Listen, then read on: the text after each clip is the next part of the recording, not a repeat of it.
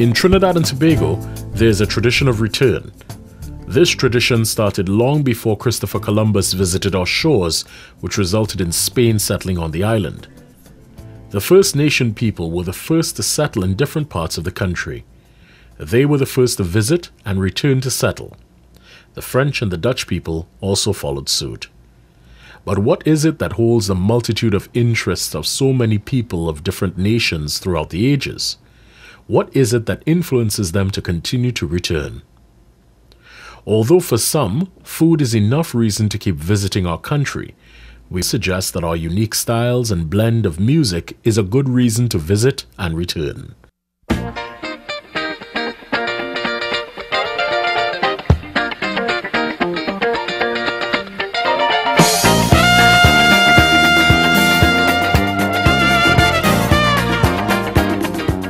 Meet Hugh Masekela, international saxophonist and flugelhornist. South African-born musician Hugh Masekela finds inspiration from the creative genius of our people. In Trinidad and Tobago, our music represents our country in several ways. It has transformed into social and political commentary in song through calypso. It has a Spanish tradition of parang that extends over centuries. It transitioned its Indian music into chutney. However, for this musician, it was the sweet strains of steel pan that first caught his attention and maintained it for a decade.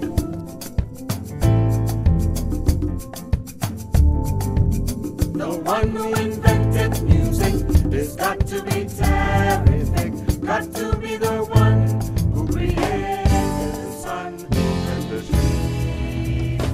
Well, I think that we have to go right to the beginning, in 2005, when we came to play the San Fernando Jazz Festival, is when I first saw Zanda and the Deltones, the Siparia Deltones, and like the way they played the calypso and soca classics, that everybody loves, and the way they had them voiced and their style and all, it was very different from how I know the pans. And it had like a lot of great big band style arrangements, but at the same time it was like jazzy and it was not loud. And it was, well, we were transfixed, myself, the percussionist, and our bass player, we were just completely transfixed, and the guitar player, wow, never seen it, and I'd never seen anything like that. And there was also the way they moved together, when, I was like a kid in a toy shop, and I said to Zanda when they came up, I would definitely, surely would love to be part of what you're doing. I don't, I'm an old fan of calypso music, because I heard it in 1960 when I first got to England. I met a girl from Barbados, a Bajan girl who was an intern as a doctor, but she loved Sparrow, and she said, "You never heard of Sparrow?" I said, "Come on, who's Sparrow?" And then she started playing me the music and she taught me the dance, and we had a great summertime love affair, but I really fell in love with the words and the style, and it is something that was related not only to high life, but to the township music of where I come from. I can't forget. No, no, no.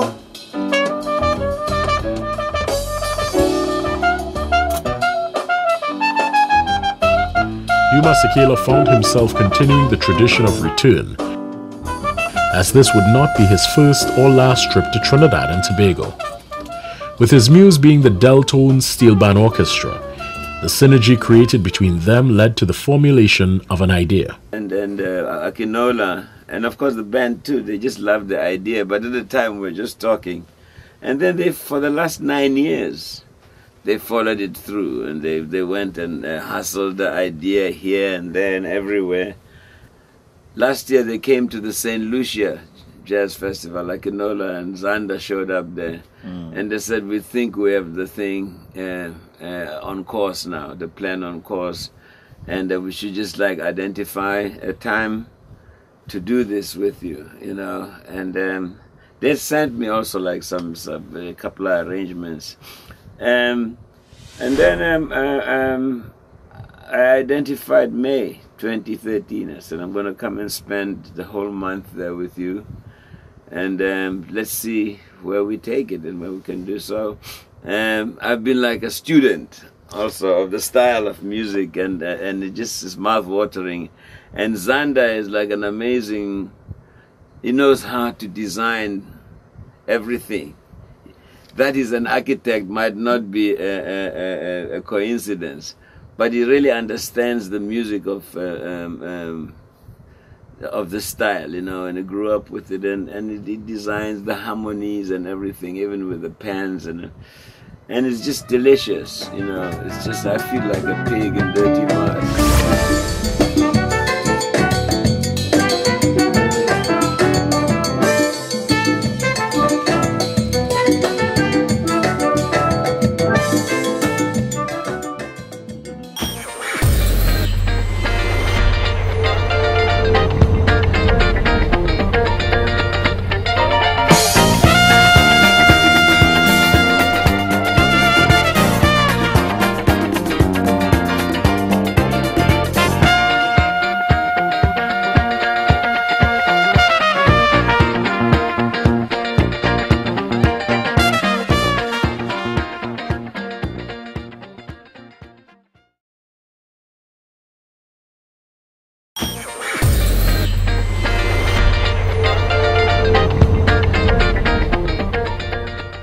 Our country offers so many possibilities, along with a skill set and talent base that was so natural and rampant in the country, that renowned musician Hugh Masekela felt encouraged to produce an international album. One.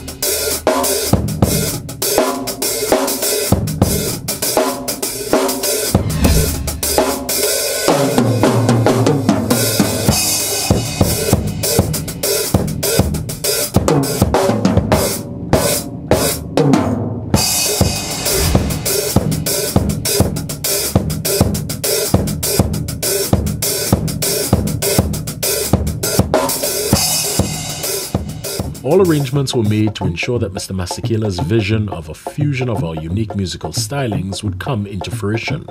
Upon his arrival in Trinidad and Tobago, Hugh Masekela visited our Minister of Arts and Multiculturalism, anxious to take care of the business aspect of the project. To one and all, thank you so much for coming this morning. With me this morning is our guest of honor, Mr. Hugh Masekela, and we have also Mr. Alexander, Carlton Alexander, who we call Xander for short, and Akinola. What's your last name? Akinola Senon from Siparia, Deltones. We consider the Ministry of Arts and Multiculturalism a tremendous joy, just a joy and an opportunity and a privilege to have Hugh Masekela with us. As you all rightly know, Hugh Masekela is a renowned trumpet player and musician of the highest pedigree, if you want to say that, internationally known, as won a number of Grammy Awards, and we think it's a real opportunity to have him with us here in Trinidad and Tobago, and more so to be collaborating with the steel band. In Trinidad, we are very proud of the steel band as our instrument, our national instrument, as an instrument that has been invented here in Trinidad and Tobago, and it's been probably the only real instrument that orchestral instrument has been invented in the last century. And so it is an honor when we have people who are willing to participate with those projects. Hugh, we're so grateful. We're so thankful for you being here. As I said, I heard Hugh Masekela about 9 years ago at a jazz festival up on San Fernando Hill. And I think it was about the same time he told me that he heard Siparia Deltones too. Siparia Deltones has been an organization that has had a long history with Trinidad and Tobago in the local music industry. They are known for their fusion music of calypso styles and jazz and other kinds. And as I was reminiscing this morning, I remembered hearing them, especially when I began talking to Mr. Zander here. It came back to me that I myself was enthralled when I heard them at that point in time, and so it is really a great opportunity for us here in Trinidad and Tobago to have this. The Ministry of Arts and Multiculturalism will be participating, wholeheartedly and in a number of ways to make this project a reality, and to make it happen and to follow the project through to its completion or to its fruition. So in other words, to make sure that the project is the best that it could be. The most exciting thing is that we've been on the music every day. Zander is just like I don't want to sing any praises, but what he does with the music and his vision of it is like, for me, the dream that I thought that we could like put together. And I think we're going to put together a very enjoyable and very high standard production of mostly very well known Trinidadian classics, starting from Lord Kitchener through some of the things that Sparrow did, and Baron and Shadow and all of those kind of people. And I'm able to like sing the lyrics now, and he prefers that I do it my way and give it an interpretation. But the interesting thing is that my assistant in Johannesburg says, "How are you doing there?" I said, "Well, I can tell you one thing. When they're speaking to each other, I don't hear what they're saying. and when they're speaking to me, I have to keep on saying, what?" But I'm getting it together now. I'm up to what you're saying, man. But it's very exciting for me, and back in South Africa, the musicians and our Ministry of Culture knows about it. They said, "Well, when you're there, you'll tell us what you're doing, and we'll take it from there." We have a record company in South Africa that has distributors in Europe and the States, and we going to like take it to those markets, and of course to the African markets, and we, through the ministry here, we'll get a local Caribbean, South American distributor to like take care of it, and it's going to be a very exciting partnership that we hope. This will be just the first year, and hopefully every year, every second year, we can do a next volume, because the content is very, very wide. It's a big, wide anthology. With the local costs offset by the government's assistance, the artists were now able to dedicate themselves to creating music.